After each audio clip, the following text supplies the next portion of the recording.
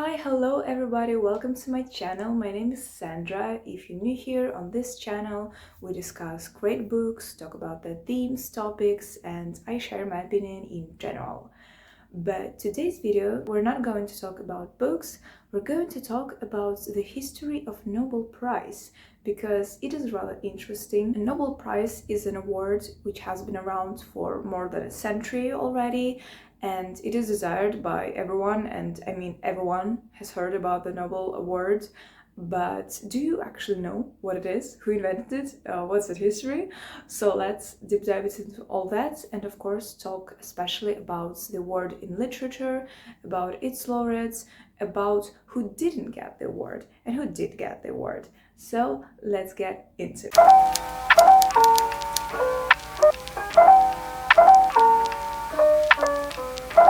Talk a little bit about the biography of the inventor of the prize. So Alfred Nobel, or Nobel. He was born in 1833 in Stockholm, Sweden. His father was Emanuel Nobel, who was an engineer and had business in constructions and building bridges and stuff. In 1837, so when Alfred was 5 years old, his father's business gone bankrupt and they had to move to Russia, to St. Petersburg. His father wrote to Tsar himself, and he worked on factories which helped to equip Russian army. In Russia, Alfred had a nice life, so family had money again, everything was good. He got a good education. He spent his time learning literature, natural sciences, languages. He was fluent in like Swedish, Russian, French, German just by the age of 17. And I'd like to specify his interest in literature, of course, because that is something that remained with him throughout his whole life, although he became an engineer and did many inventions. We'll talk about it just in a moment. But in spare time, he wrote poems and literature, and that is something that was important to him. So, as I said, Alfred followed his father's steps and became an inventor, engineer himself. So, in 1863, he invented a detonator which could blow the nitroglycerin, which is a highly dangerous volatile compound. But that invention had troubles because, I'm not a chemist, so I'm sorry for the description, but basically nitroglycerin, it had a problem that it could be blown by literally anything. It was very easily blown, but someone had to activate it, and so you have to activate this bomb, so you have to sacrifice someone to blow it.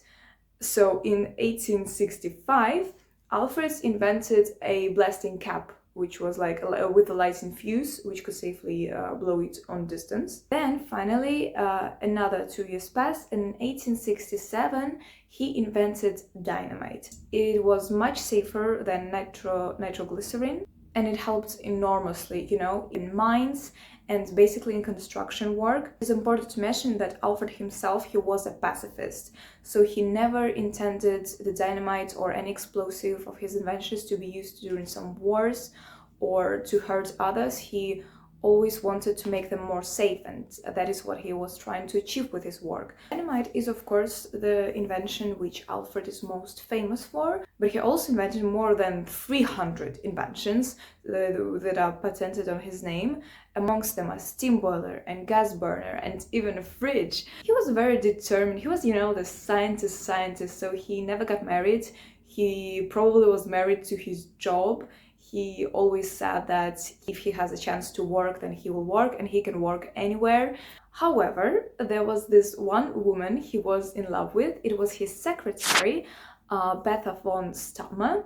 Unfortunately, she didn't return his feelings and married another man, but we will come back to her later because she affected Nobel's view of the world, especially his pacifistic views grandly. That is whole another topic of discussion because her Wikipedia page is actually larger than Nobel's, so that says something about a person. She was a part of international pacifistic community, so she in fact was the person who inspired Nobel to create a Nobel Peace Prize later in his life. It's also sad to say that Nobel was a depressed man and he suffered great losses throughout his life.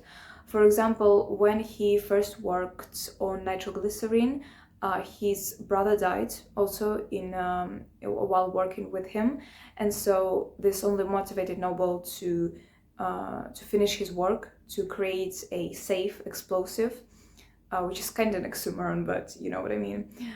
And now we came to his another loss, so the loss of his brother Ludwig, which had a tremendous effect on him and which is basically triggered our topic of our discussion now. In 1889, his brother Ludwig dies. And by a mistake, a journalist writes in a paper that it wasn't Ludwig who died, it was Alfred. And so Alfred had a questionable pleasure in reading his own death necrologue. And he was shocked by what he read there. The paper was titled "The Merchant of Death is Dead." Basically, all it said about Alfred was how the explosive that he created actually led to death in many wars and death of civilians, you know, and just people in general. And that was how he was viewed in public and how he was remembered.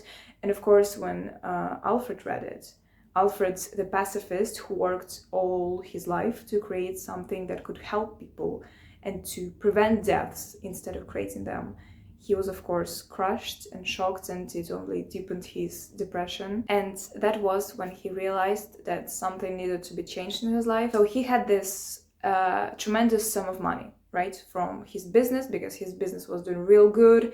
He was collaborating with kings and rulers of countries. Basically, he was super rich.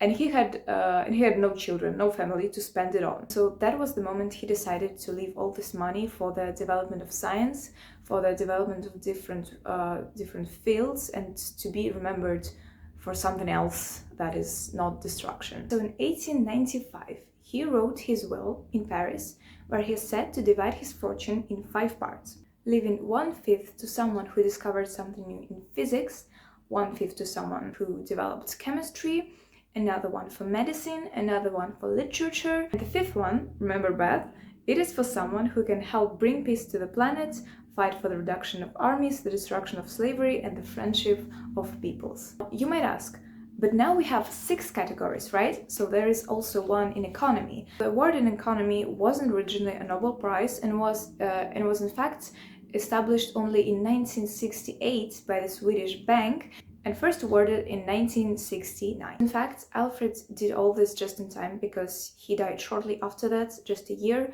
so in 1896 in Palermo, Italy. So all his money were left to fund the Nobel Prize institution. Alfred died, and although he didn't have any family or any children, he did have relatives.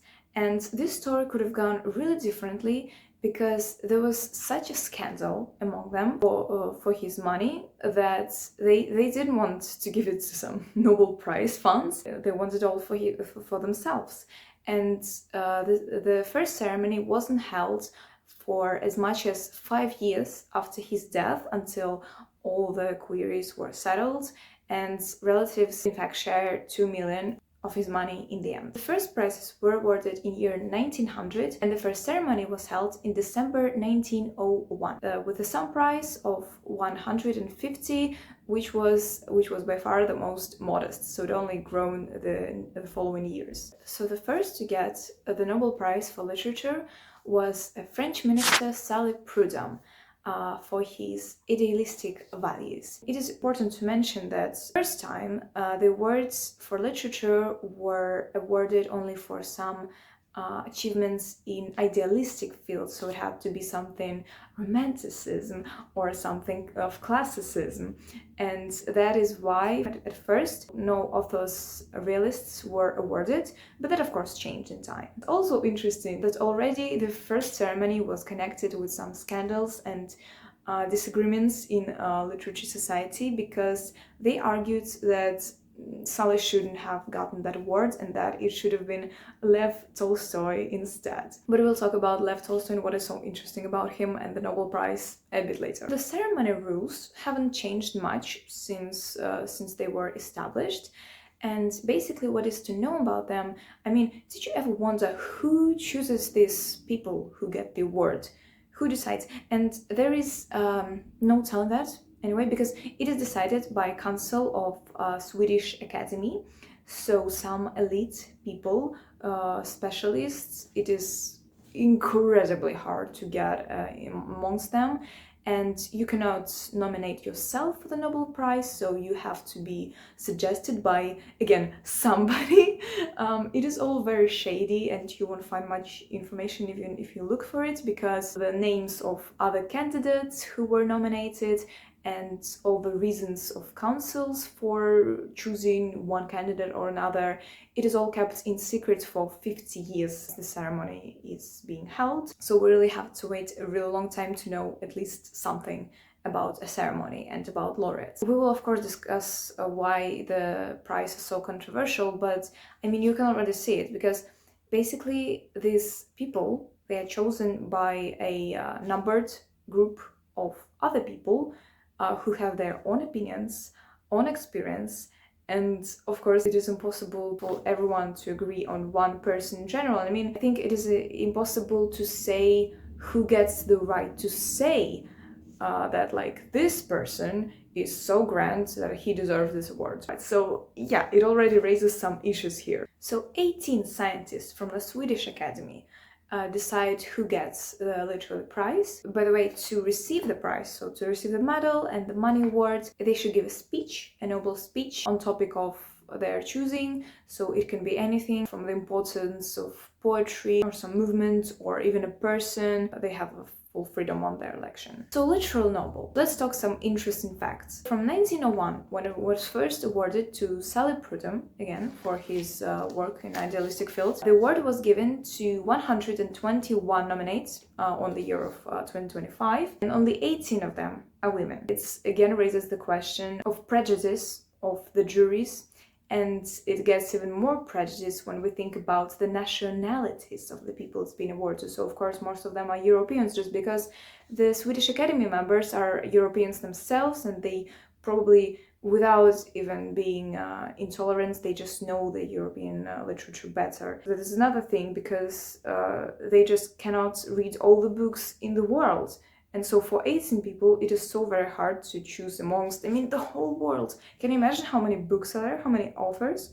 I mean, it's impossible. Only 8 times, so for 8 years in history, a Nobel Prize in Literature wasn't given. It was in years during war, for example, 1914, 1918, so that's all consequences of the First World War. And in the years from 1940 to 1943, for obvious reasons also. But an interesting detail, it wasn't given in 1935 as well, for reasons which weren't announced by anybody. But there is an opinion that in that year, the Swedish Academy simply decided that nobody in the world deserved that award. And that raises so many questions in me. So okay, I understand it is a hard job to decide who gets it, but surely somebody must get it. I mean, you have a whole world of people and you don't think there is one single person who deserves it? To me, it is incomprehensible, to be honest. So I don't know what happened in 1935, but I hope it doesn't happen again. One of the most recent scandals, by the way, happened as recent as 2018.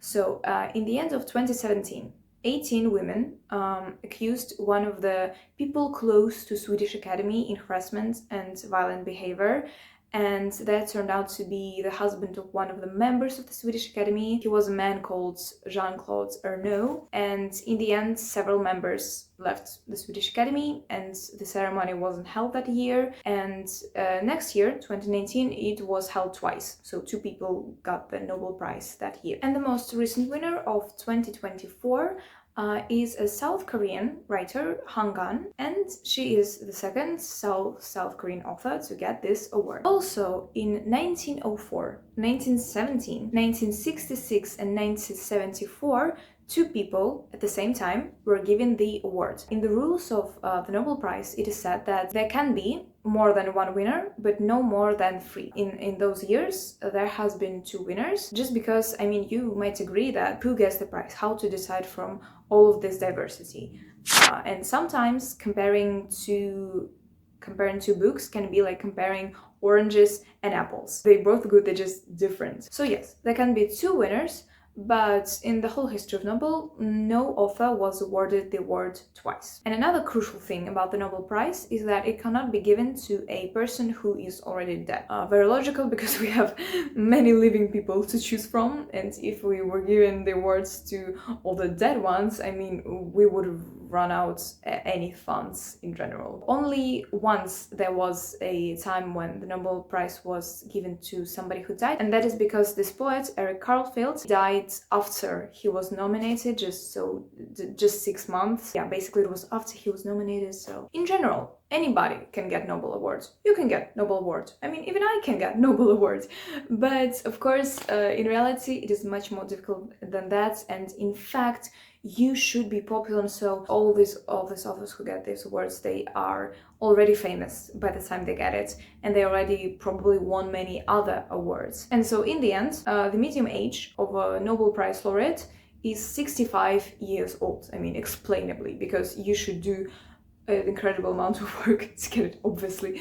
You don't need me to tell you that. The youngest laureate to get the prize was actually Rudyard Kipling, who was 41 years old when he got the award, and it was his 4th time being nominated. So a very impressive guy, I must say. And the oldest one was Doris Lessing, who got the award at the age of 88 years old. So a little more statistics. So we talked about how most of the authors are white European men, but also the majority of them their native language is English. So it's about 30 laureates. Second place is shared by French and German people, who got each 14 nominates. And the third place is Spanish authors, who got 11 nominates by now. So basically the whole process of choosing who gets Nobel Prize takes almost a year. So in September, the Nobel Committee sends letter invitations to people to get the right to choose the candidates. By January 31st, they should send their lists. By April, they choose about 15 to 20 names of the authors who could get the prize. And a month later, they short the list down to 4 or 5 writers. So the whole summer, 18 members of the Swedish Academy,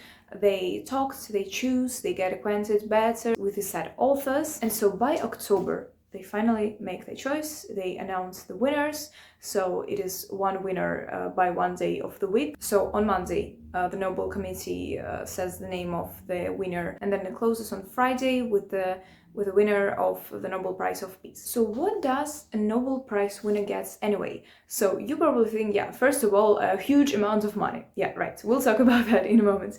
Also, he gets a diploma and a medal, of course, a very pretty medal, as you might see. On one side, there is Alfred Nobel's profile, and on the other side, there is an image which is devoted to the field the medal is given in. So in literature, there is a young man who sits under a tree and listens to muse. And there's also a quotation from Virgil's poem, Aeneida, which says, "Inventas vitam juvat ex Ulisse per artes." I am very sorry for my Latin, that was probably horrible. But basically it translates something like, "and those who made the life on earth better by their art." So the ceremony is being held on the 10th of December, which is the anniversary of Alfred Nobel's death. The candidates are getting the prize from the hands of the king, of the Swedish king. And so yeah, let's talk about money. So as I mentioned, the amount of the first Nobel Prize was 150,000 Swedish crowns, but in the following years, the currency was changed to US dollars, and it has only grown and grown, and recently it has been around $1 million.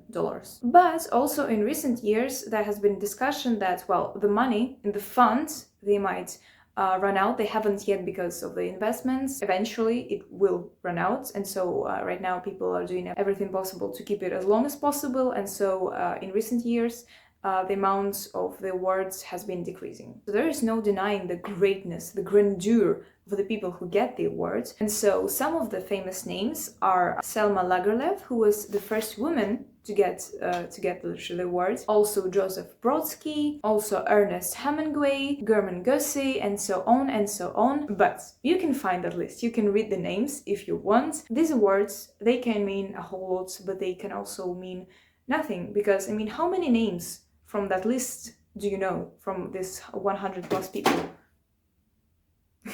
I mean, probably not even half, right? If we're being honest. I mean, I don't know most of them. But it is interesting to say who didn't get the prize, although some of them were nominated.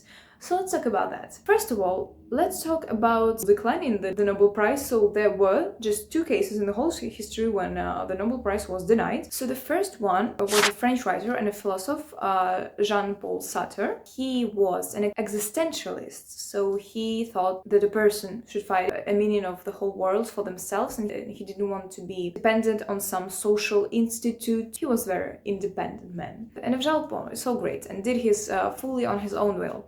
Then the history of Russian writer Boris Pasternak is not so happy. He was nominated and he won the award for his novel Dr. Zhivago. He was an author from the USSR, and he was largely oppressed in the USSR for his work because the government thought was against them, against communism, and he was largely oppressed by that, by the government, by the society. He was bullied.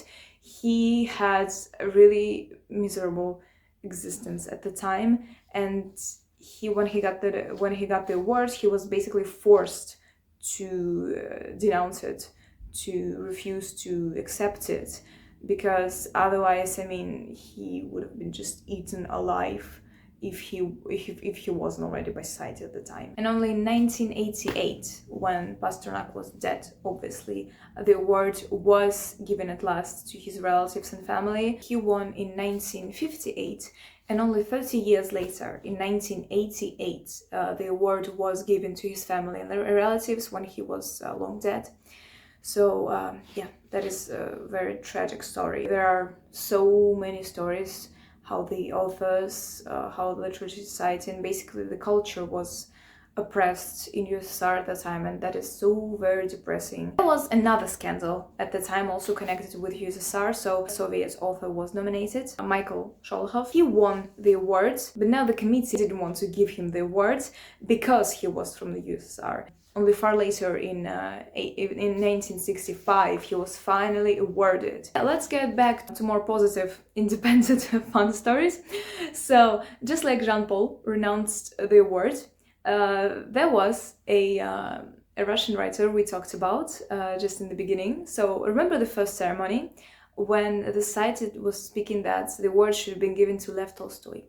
So, yeah, Leo Tolstoy. He was also a man with a philosophical nature, and so just like Jean-Paul, he was against all these social institutes and awards, and he promoted, just basic agricultural way of living. He openly shared his views and even created his own movement of Tolstovtsev, who were for the peace in the world, were against basically any modern improvements and social institutes and stuff, and they were just living like peasants in villages, or at least tried to.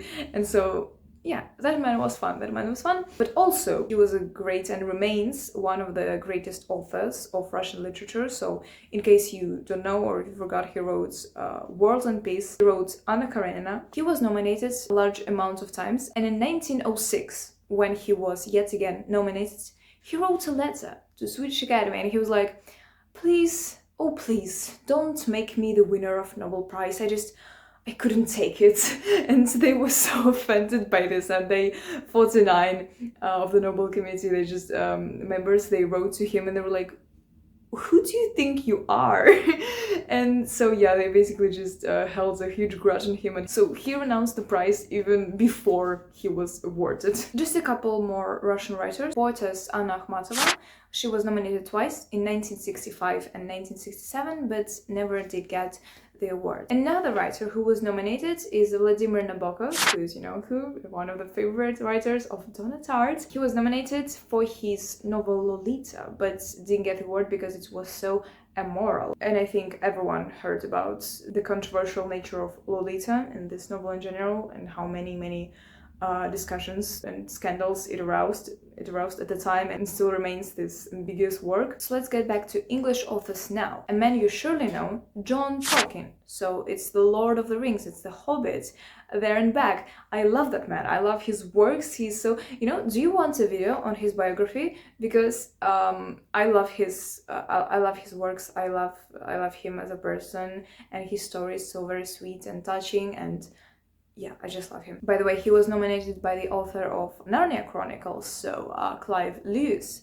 but he wasn't awarded. He wasn't awarded. Do you know why? I mean, we know that because it's more than 50 years and we now know the opinions of the members. He wasn't nominated because, in the opinion of the Swedish board, his work wasn't answering to the standards of high quality prose. Basically, what they're saying is that fantasy isn't literature. That says a lot about how serious we should really take that award, I think. Another genre author who didn't get so lucky was Graham Greene, who wrote Detectives, was nominated more than 20 times since 1950, and in 1966 he even got to the top 5 of nominees, but he never was elected, and now we know why. Because the academic Arthur Lundquist, author of low-quality detectives, and said that he should get an award only over his dead body. I mean, these men, they surely have some prejudice. But the person who scored the record of number of times of being nominated and never being elected as a winner is André Malraux, who is a French politic and a writer, and he was nominated about 40 times. Can you imagine? 40 times and never winning. He wrote several novels, he participated in wars, and he was the Minister of Culture in the government of Charles de Gaulle in France. It is also interesting to say that one of the winners of the Nobel Prize, Albert Camus, said he was inspired by the works of Malraux, so there's just so many unfair stuff in the world. So it will take a very long time to list all the laureates, and it will take a much longer time to list all the nominees who were nominated but never selected, so you can just find the line. But some of those who might know are Garrett Wells, Aldous Huxley, Margaret Mitchell, Gone with the Wind. I mean, that is just...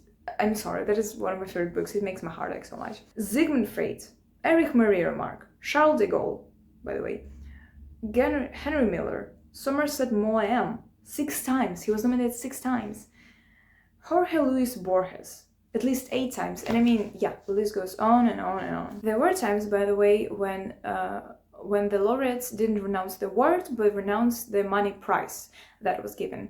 And I mean, that is, I think, a great alternative. Jean-Paul could have just done that, but okay, let's leave him and his pride. So, for example, in 1926, Bernard Shaw, who won the award, compared the money prize like throwing a live buoy to a man who already got himself out of the water, and he gave all the money for the work of those who translate Swedish literature to English language.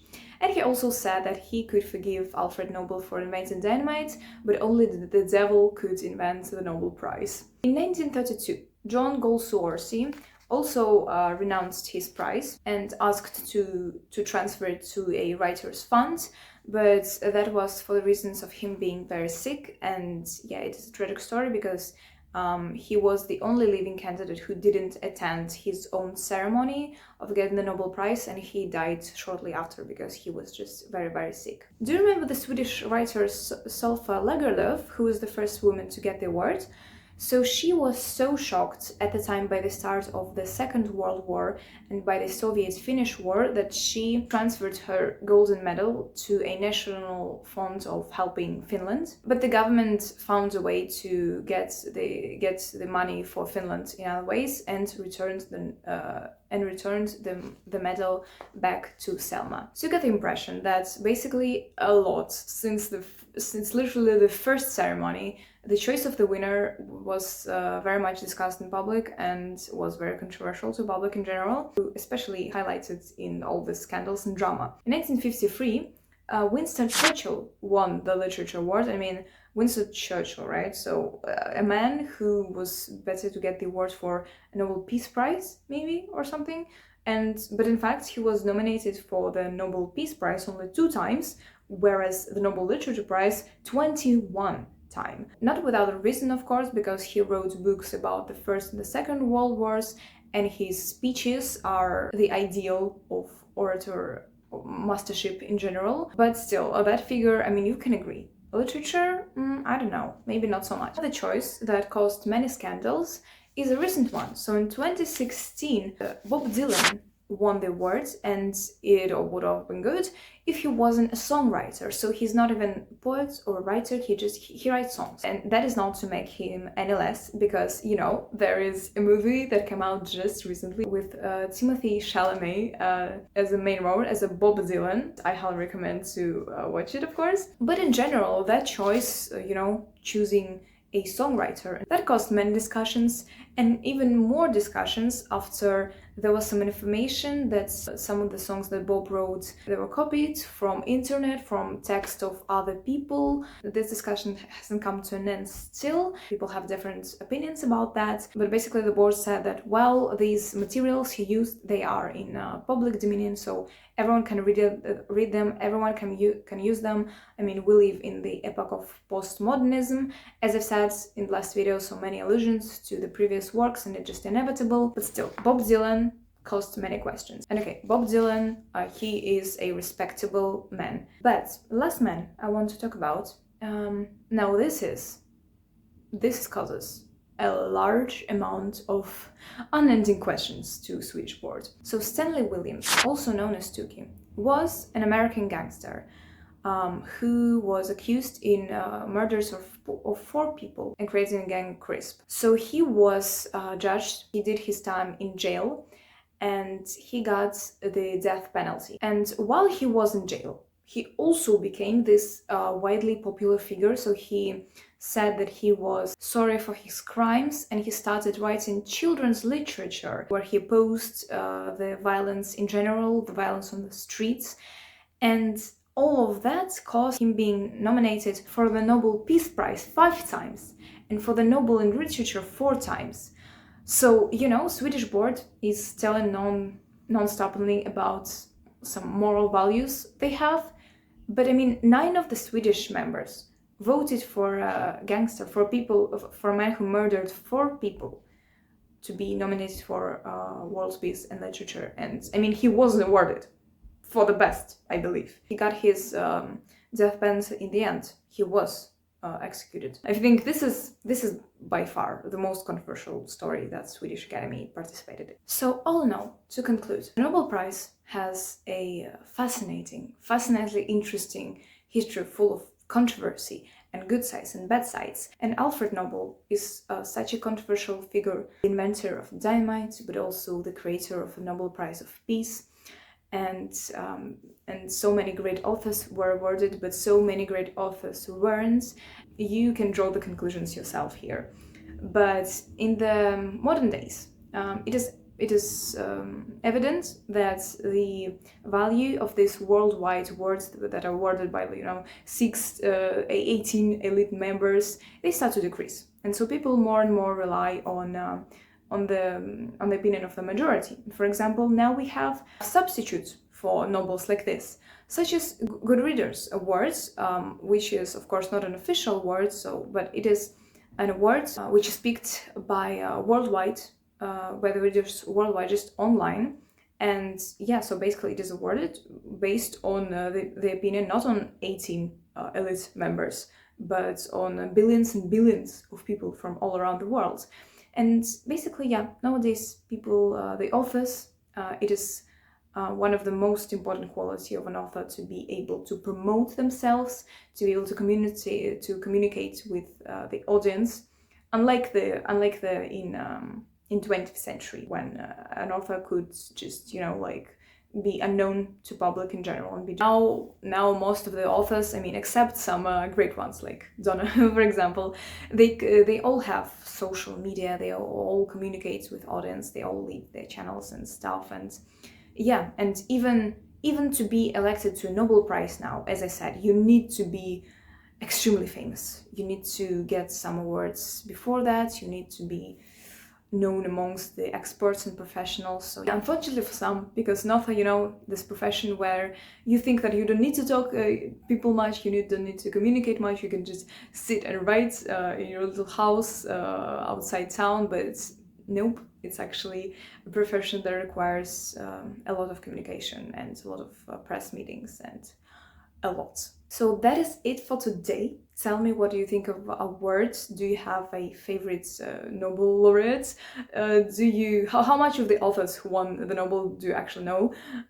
What do you think of this award in general? And so yeah, you can share your opinion in my social media, so in my Telegram channel, in my TikTok, in my Instagram. All the links will be down below and in my profile. Make sure to subscribe everywhere because I release a lot of content there. I release additional videos and mini reviews and a lot of stuff. So yeah, make sure to follow me everywhere, press the like button, and I'll see you next time to discuss another great author or book. Bye bye. Because academic Arthur Lundquist was who could be